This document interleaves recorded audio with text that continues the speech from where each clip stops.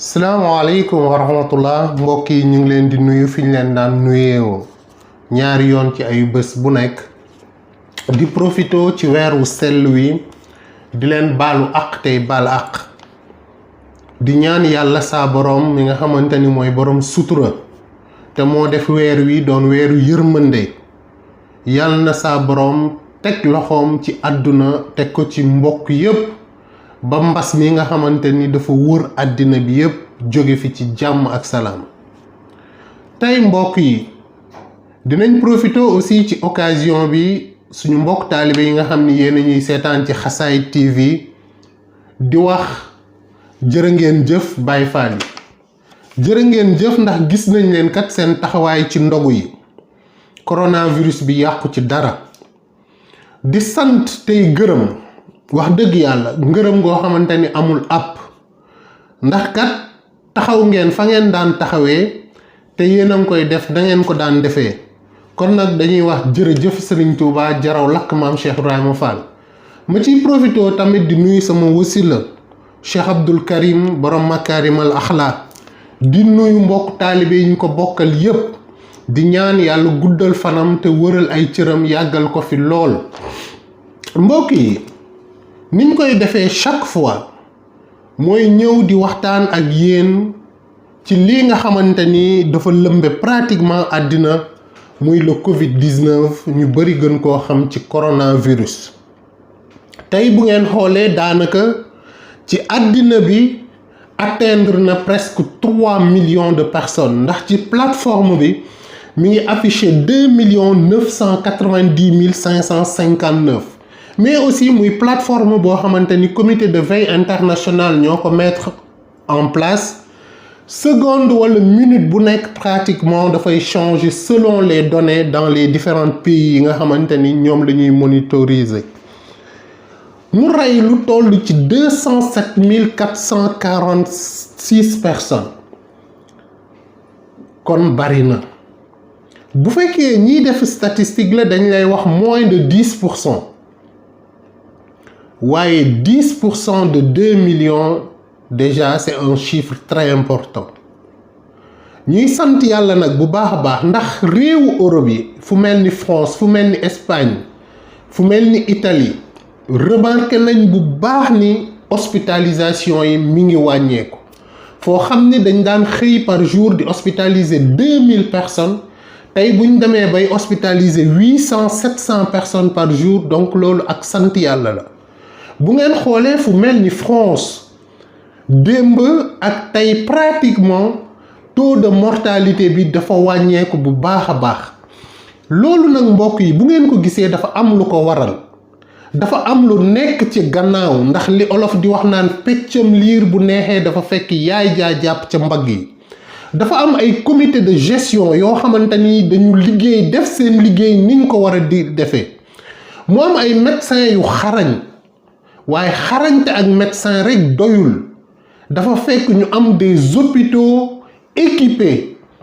yu doy ba mbas mi amee doole itam état yi taxaw teg ay structures yu bees yoo xamoon ni mënoon nañu accueillir des patients France demoon nañ ci ba jël avion jël ay TGV transformé ko def ko ay ambulance pour transférer les malades vers d'autres structures sanitaires mbokk yi loolu lan la ñuy jàngal mooy ni que daf ñuy wan ni genre mbas yu mel nii bu amee ci àddina dafa laaj ñu am comité yu am doole comité yu responsable ay boroom xam-xam ŋànk ko mais dafa laaj état dugal ci ay moyens dafa laaj aussi des structures yoo xam ni day répondre aux normes ndaxte structures yi fii ak amut prise en charge bi du mën a nekk on a beau sensibiliser on a beau parler ndax boobu ba tey ñi ngi wax télé yeeg rajo yi ñi ngi wax boroom xam-xam yi ñi ngi wax état mi ngi def li mu man mais ku xool chiffres yi ñu am Sénégal bu ñu defee 200 tests am 40 yu positif bu ñu defee 500 tests am 60 yu positif donc boo defee 1000 tests ci xel mu gàtt ak xalaatu doomu aadama da ngay am 120 cas donc bu ñu defoon 10 000 tests ñaata cas la ñuy am 1200 cas ñu dem ci 100 000 tests on risque de se retrouver avec 12 000 malades 12 000 malades est-ce que Sénégal attan na leen est-ce que Sénégal am na structure bu mu dugal 12 000 malades est-ce que Sénégal am na suffisamment de médecins spécialistes pour prendre en charge 12 000 malades est-ce que Sénégal am nañ suffisamment de lits en réanimation pour jël en charge ne serait-ce que 5% de 12 000 personnes parce que on sait que plus ou moins 12 à 13% des cas de coronavirus fii en Europe ils ont atterri en réanimation keroog maa ngi dégg suñu kilifa gi le professeur Kane bu hôpital Dantec ñu posé ko question bu am importance au niveau de l'hôpital Dantec ñaata respirateur artificiel ngeen am mu tontu leen tontu médecin tontu borom xam-xam ne leen on nañ capacité 12 lits waaye mën nañ ko yokk ba 18 lits mais il n'a pas toujours dit combien de respirateurs artificiels ils ont 12 lits yu ñu mën a yóbbu ba 18 lits la wax mbokk yi pandémie moo am ci àddina wër àddina wërngal képp Europe lan lañ fi seetlu actuellement mooy chiffre yaa ngi commencé wàcc kon ñoom xeex nañ mbas mi aujourd'hui à partir du mois de mai pays yu mel ni France yu mel ni Italie yu mel ni Angleterre ñoom ñi ngi wax la phase 2 la phase 2 mooy lan mooy nit ñi ñu confiné woon ñu tijji leen ñu dem doxi seen soxla entreprise yi ñu tëjoon ñu tijji leen nit ñi commencé dem liggéey mais ñu am stratégie buñ koy defee au moment où l'Europe est à sa phase 2 ñun Afrique phase 0 lañ toll ndax kenn mënut a wax approximativement ñaata malade lañ am dans nos pays kenn mënu laa wax aujourd'hui une capacité réelle d'accueil amul benn borom xam-xam boo xamante ni dégg nañ la ci force Covid nga taxaw ne on a une capacité d'accueil de 5 000 10 000 40 000 ou 50 000 te fa lañ jëm fi ñu jëm ak mbas mi mooy sénégalais yi de l'extérieur yi dem ba extérieur xeex mbas mi ba trouver ci ay solution bien que bu vaccin amul médicament amul mais Afrique ñoom toll ci phase 0 loolu nag gàcce Afrique la gàcce borom xam-xamu Afrique la mbir mi waruñu ko ragal dañ ko war a ñeme bu ñu imposer ay masques à la population nañu ñeme dem vers la phase numéro 2 mooy dépistage de masse il faut qu'on dépiste 10 000 Sénégalais par jour pour ñu am échantillonnage bu am importance xam ni mbas mi ñii la dal ak ci zone yi la leen dalee bu ko defee ñu mën a am cartographie bu leer nañ mbokk yi bu fekkee dañoo bëgg a dem ak suñu xam-xam dem ak suñu doole dañoo war a dem ak suñu aada dem ak suñu ay cosaan bañ a copier li tubaab yi def wala ñu xool les meilleurs modèles yi gën a baax modèles yi gën a baax nag copier ko du yomb ndax pays yi modèles yi gën a baax jóge c'est des pays hyper disciplinés boo demee ci pays asiatiques yi nit ñi dañ leen a yar état jàngal leen discipline ñu discipliné déggal seeni pouvoir mais ñun Sénégal na ma yàlla baal indiscipline daf ñu yàq mais bu nit ñi discipliné woon respecter les dispositifs yi nga xamante ni moom la état teg ak disposition yi nga xamante ni moom la ministère de l'intérieur teg sur place buñ ko respecté woon amaana mbas mi dana bari waaye nii mu ko tàmbalee bari Sénégal xëy na du ko mel allahu alam, yàlla rek moo xam li muy def. mais man ragal naa trop pour Sénégal, ragal naa trop pour sama réew, ndax lii di xeeñut lu neex. mbokk yi ñuy seetaan, dama am habitude toujours, parce que aussi dañuy wax ni futur ci passé la ñuy tibb pour tabax le futur. bu ngeen xoolee ci àddina am na mbas yu méttee métti yu fi jàll. de l'an 430 à 426 avant Jésus-Christ am na luñ doon wax la peste d'Athènes mu rey 200 000 morts. je parle de l'an 430. peste d'Athènes rey na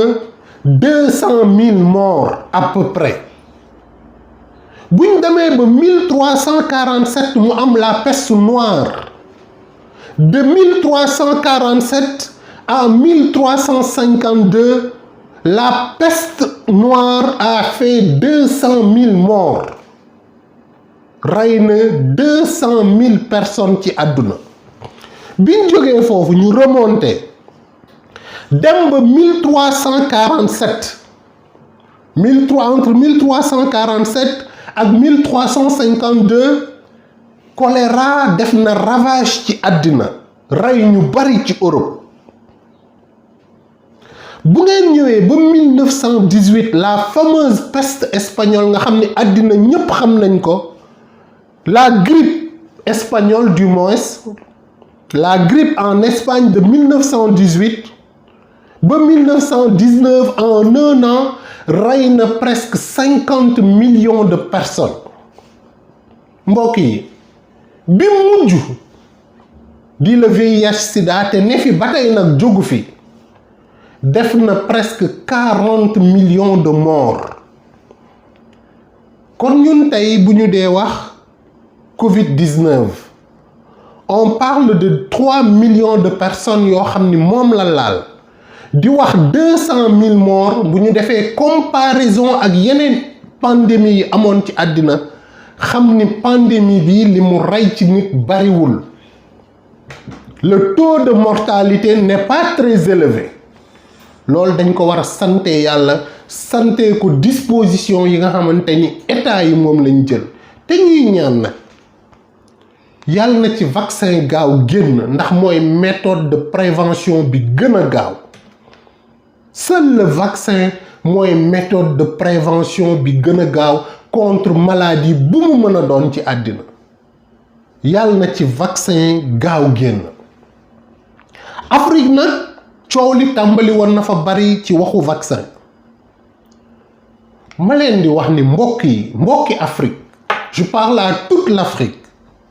tubaab yi buñ ñu bëggee rey mën nañ koo bañ a jaarale ci vaccin. ndax lépp luy médicament bu nit di yittewoo Afrique, surtout plus particulièrement Sénégal, ci tubaab yi lay jaar soogu dugg suñuy loxo. kon bu ñu bëggee rey wala ñu bëgg ñoo wàññi, bu leen neexee ñi def ko ci garab yooyu nga xamante ni mooy jóge ci ñoom di ñëw ci ñun. képp kuy agent de santé, képp kuy médecin, xam nga ni période bii moo doon période EPU. kuy liggéey ci santé xam nga lan mooy EPU. délégué médical yi may seetaan ñoo koy organiser. mooy période bi laboratoire yi gën a yàkkamti pour organiser leurs EPU, ndax koor gi mi ngi ñëw pour jaay seeni médicament borom maladie chronique yi nga xamante ni dañoo bëgg a woor. waaye mbokk yi, histoire ak diine dafa wone ni woor dara gënu ko ci doomu aadama. ndaxte nit ki kat boo dee woor, waxuma sax weeru koor, waaye ngay jël weer wu ne rek nga ciy woor juróom benni fan, boo defee ñett 15 jours defaat ñett 15 jours, dana faj ay feebar te dina procréer ay cellules souches ci yaramu doomu aadama bi. am na ñoo xam ne dañuy dem di jënd ay piqûre ñu leen koy piqûre pour avoir des cellules souches.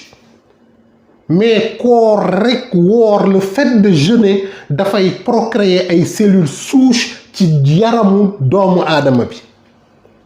fan laa bëgg a dem mbokk yi, mooy ni que dafa am tisane boo xamante ni président de la république malgache daf ko présenté ba suñu chef de l'état am lum ci waxtaan ak moom base bi xamuñu ko lan lañ ko defaree xamuñu ko mais daal li leer mooy ni ko dugal nañ ci artémisia muy plante boo xamante ni am nañ médecin africain bu ci def liggéey yu am importance mais mbokk yi ma leen di xamal ne leen artémisia du garab gu bees les vertus de l'artémisia du loo xamante ni lu bees la du démb du barki démb les chinois xam nañ garab googu depuis plus de 3 millénaires je dis bien 3 millénaires chinois yi xam nañ l'artémisia bu ngeen demee pendant la guerre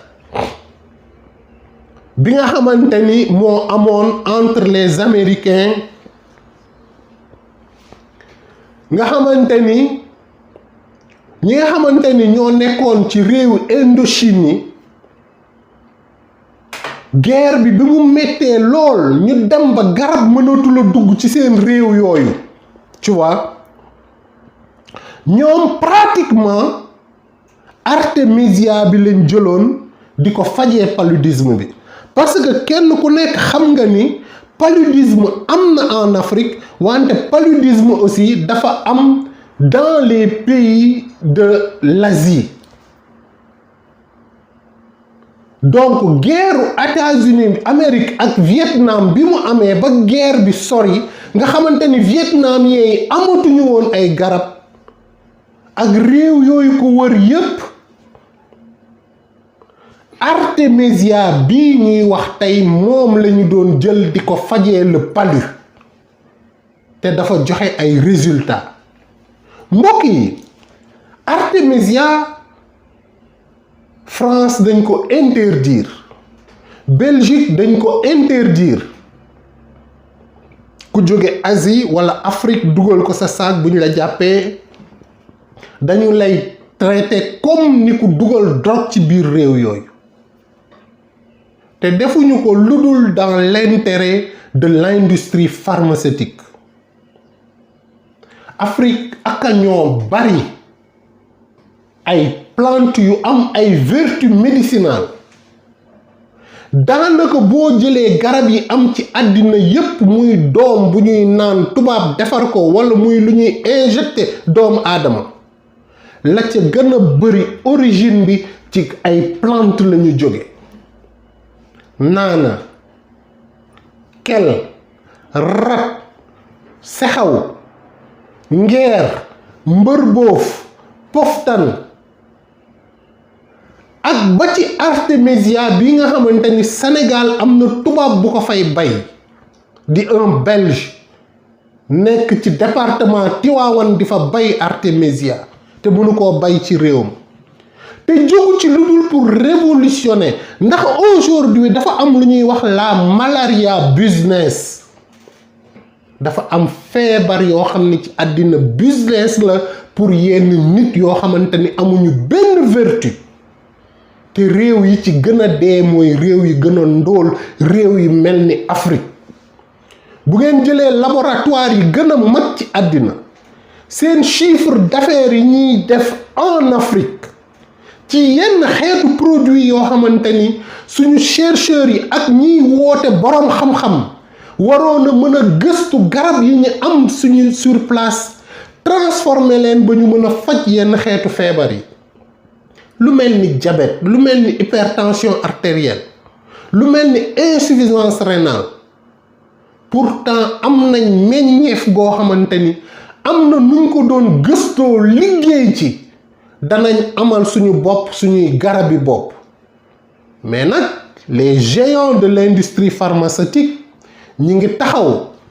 te kenn ku xam àdduna ni mu tëddee def recherche mu intéressé la di nga gis les plus grands scandales du monde laboratoire pharmaceutique yi ñoo ko def tëjlu nañ nit reylu nañ doomu aadama et je mesure bien ce que je dis allez sur internet ngeen def ay recherche xool scandale yi gën a mag ci àddina yi nga xamante ni laboratoire pharmaceutique yi ñoo ko def. Guerre am na ndax pétrole, guerre am na ndax suuf, waaye guerre am na ndax ay garab. benn exemple laa leen ci jox. ku ci yor Google t'appelle DSM et Big Pharma.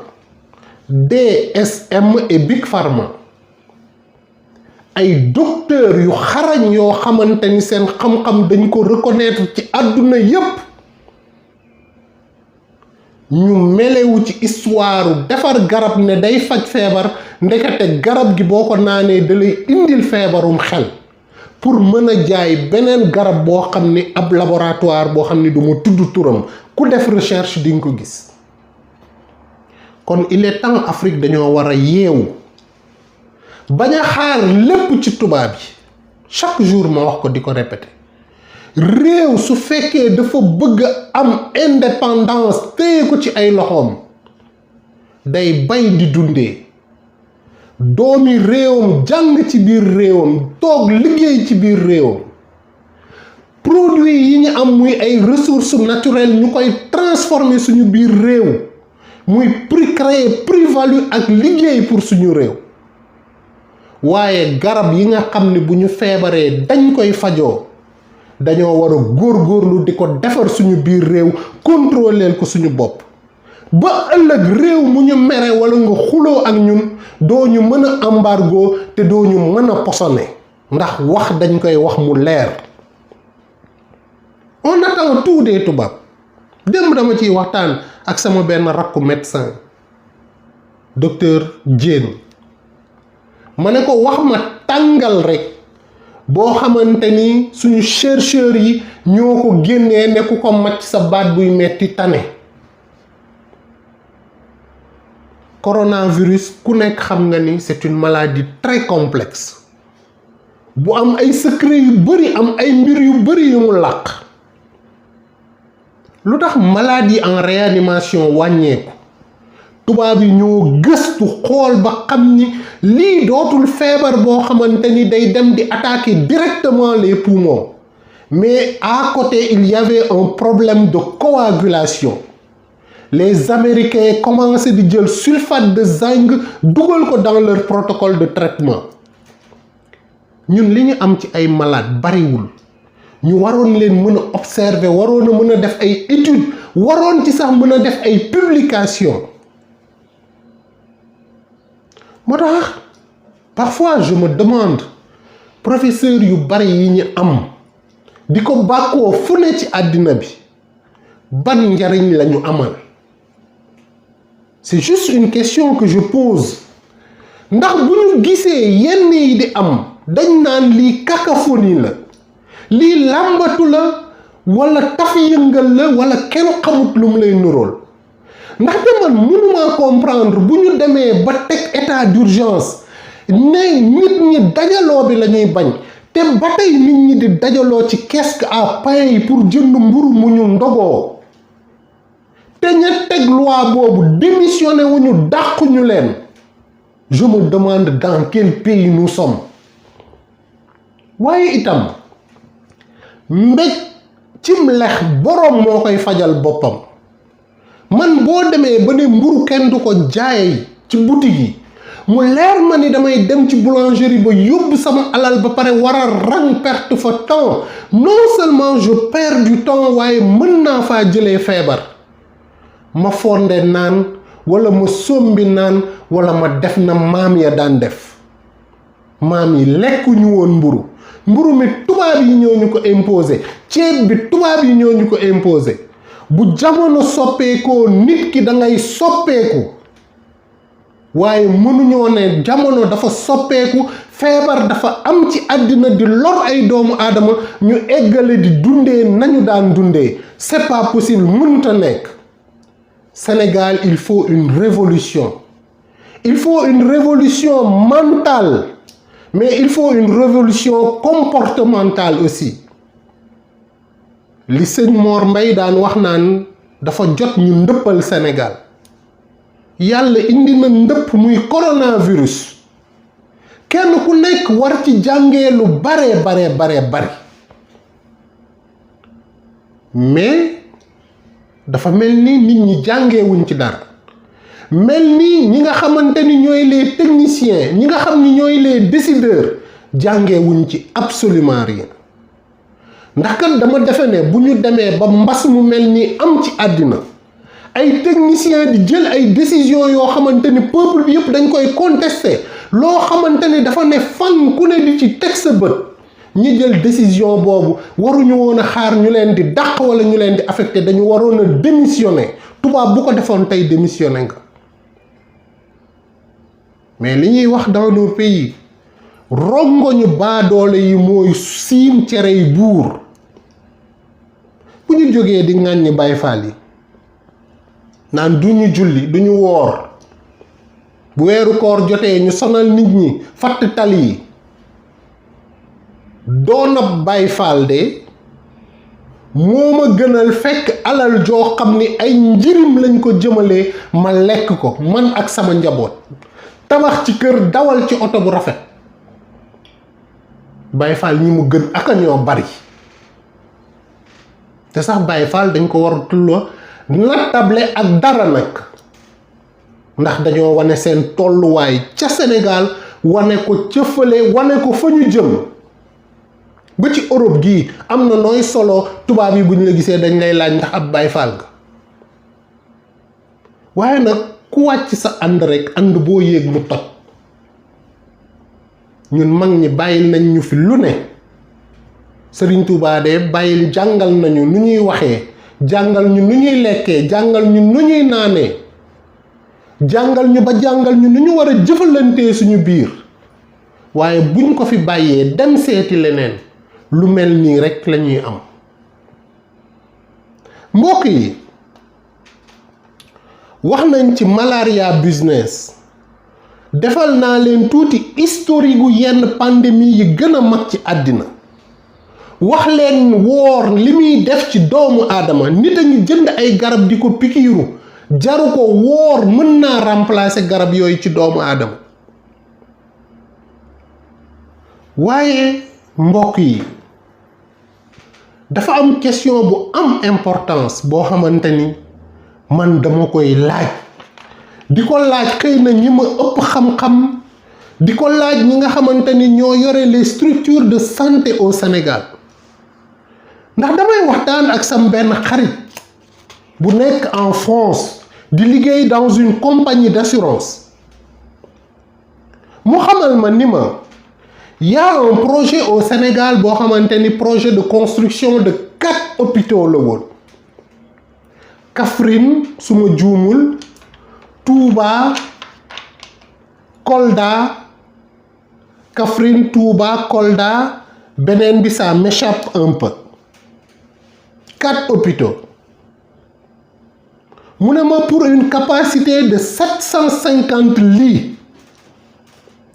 financement bi egsi na Sénégal depuis 2017 may laaj financement bu dugg ci loxo nit depuis 2017 structure bi koy financé joxe xaalis bi ba mu mat sëkk hôpital yooyu anañu tey waruñu woon a mën a ragal a def dépistage de masse bu fekkee ni waroon nañu am 4 hôpitaux yu bees au Sénégal yoo xamante ni financement bi dugg na ci loxo ñi nga xamante ni ñoom ñoo ko war a def depuis 2017 hôpitaux yooyu lan moo leen tere pare man de personnellement j'ai suivi ci débat 2020 yi le ministre de la santé mu wax ab weer ci atum 2020 bi ne dinañ livrer 4 hôpitaux donc 4 hôpitaux yooyu la weer wa mu waxoon de defe naa ni weer moo ci des wala ñaari weer Sénégal nag bu ñu ragalee def dépistage de masse c'est parce que structure de santé yu taxaw dafa amut ndax réew bu ragalee am 12000 malades c'est parce que dafa amut fu mu leen def waxtaan nag wax dëgg ca la mais bu ñu wóoroon ne am nañ fu ñu def 12 000 malades kon dinañ jël 100 000 personnes ñu dépister leen. Ça va nous permettre de créer une cartographie claire et nette de la pandémie. mbokk yi wax ji neex na lool wante dégg moo ko ëpp solo. xaw ma nag ñi ñuy waxal ndax dinañ ñu dégg wala duñ ñu dégg mais dañuy wax rekk pour mu baax ndax amuñu lu dul Sénégal. bu doon suñu sago Sénégal yi gën fépp bu doon suñu sago duñu wàlliyaan jóge Sénégal dem fenn di wuti ndax ñun ñi kat dañoo wàlliyaan te ma dégg wolof yi wax kuy wàlliyaan fa nga dëkk daa tëggut waaye bu Sénégal tëggoon ñun duñu wàlliyaan. Le 25 avril, l'Italie a fêté sa libération. booba ak léegi 75 ans la. Italie dugg na ci G20 20 pays yi ëpp doole ci àddina. L'Italie a été libérée le 25 avril il y a 75 ans de cela. Sénégal am na indépendance depuis 60 ans. Italie 15 ans la ñu rawee ak libération. ñaata milliers de Sénégalais ñoo màbbee Sénégal ñëw di ut si Italie am fi teraanga ba yónnee Sénégal di dundal ay nit di fa dagg ay buumu gàcce. 15 ans de différence. La libération de l'Italie a 75 ans. Le Sénégal a 60 ans d'indépendance. lu bari fii lañ koy utsee. ñaata sénégalais ñoo fi ne lan moo tere woon ñu liggéey ne ñoom nañu liggéeyee ndax Italie mooy réew moo xamante ni kan boo romb gis fa d'état individuel fabrique boo xam ni famille moo ko moom mais état mooy joxe les dispositions état mooy mettre en place les dispositions pour que nit ñi mën a liggéey. Sénégal nit ñi jàmbaar lañ bëgg nañoo liggéey waaye dañoo gisut lu ñu def wala da ngay am sa as tuut di ci yëngatu ku la ëpp doole ñëw ne ko foqeet nangu ko sa loxo. Injustice nag bu amee ci réew ñi am doole noot ñi amut doole ñi am doole nangoo lekk alal joo xamante ni ci ay njirim la jëmoon. réew bu fa yërmande amul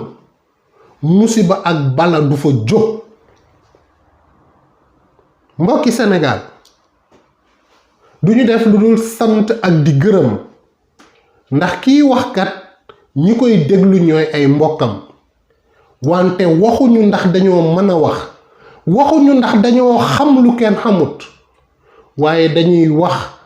une manière de participer à la sensibilisation et à la conscientisation de nos concitoyens.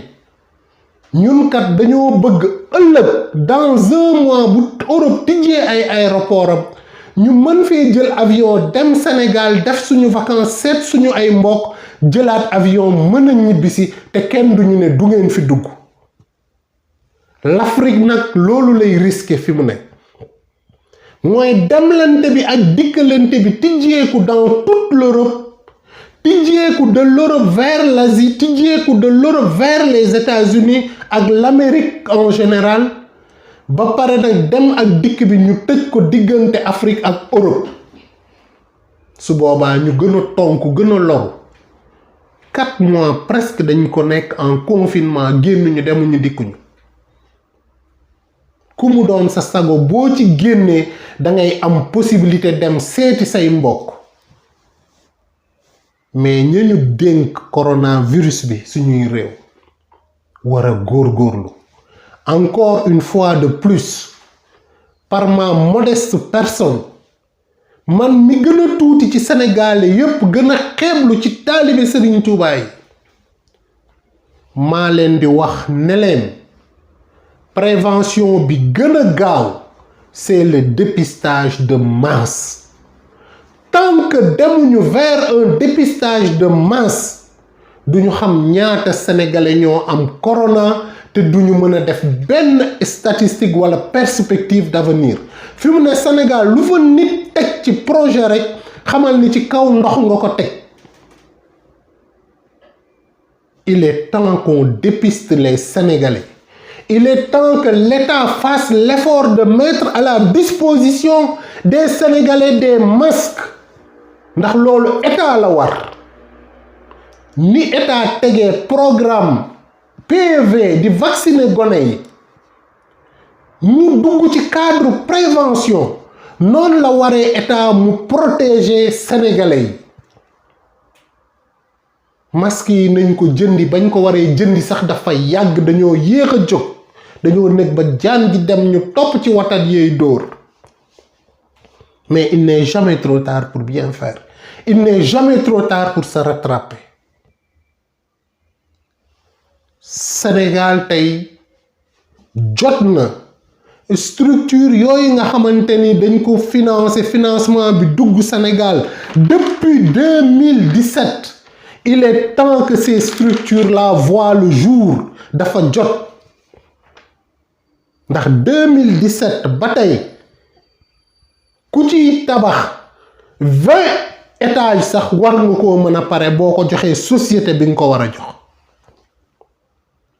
mbokk yi dama leen di sant di leen gërëm tey on a été un peu plus long mais sensibilisation moo ni mel xam nga fooy tàmbalee waaye xamoo fooy yem. Afrique nañu góorgóorlu teg sur place des organismes de pharmacovigilance ñi ñuy veiller ci médicaments yi jóge ci bitim réew di dugg ci suñu réew yi waaye nañu góorgóorlu aussi am des industries pharmaceutiques yoo xamante ni ñun Afrique ñoo ko moomal suñu bopp plus particulièrement Sénégal ñoo ko moomal seen bopp. mbokk yi maa ngi leen di sant di leen gërëm di leen jox rendez-vous ci suñu beneen chronique yàlla nañu yàlla defal jàmm may ñu ndogu jàmm.